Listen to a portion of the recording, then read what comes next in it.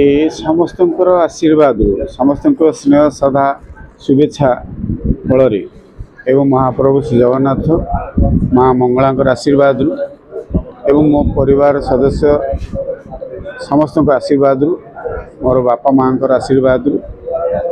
निश्चित रूपे आज 57 वर्ष रे पहुँची ये बयस संख्या हो पारे किंतु समस्त आशीर्वाद स्नेह श्रद्धार शुभेच्छा मत उत्साह मिलूँ मु जो समाज रे काम करुच्ची जो सेवा कार्य करुच्ची से आहरी उत्साह सहयोग जोगाऊँ निश्चित रूपे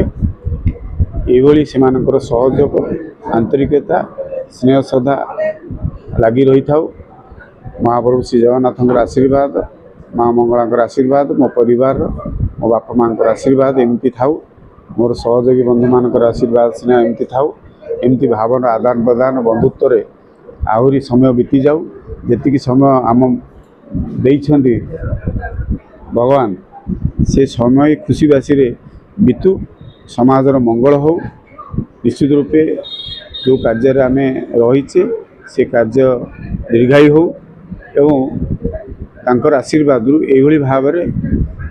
आज 57 वर्ष बीती जाइए आगू जी वर्ष बीतब निश्चित रूपे से साहाय्य सहयोग आशीर्वाद स्नेह आहरी उत्साह सहित निश्चित रूपे आउ समय यही भाव में बीतू एतिकी आज मो माँ को निकट में मोर महाप्रभु श्री जगन्नाथ निकट में मो परिवार निकट में मो शुभेच्छा मोर सहयोगी बंधु निकट में मोर निवेदन निश्चित रूपे तांकर साहाय्य सहयोग बिना कौन कार्य असंभव तेणु यही स्नेह सदा उत्साह मिली समस्त को धन्यवाद जनाऊँ मोर कृतज्ञता जनाऊँ निश्चित रूपे आज अवसर गोटे मोपाई खुशी मुहूर्त आनीदेसी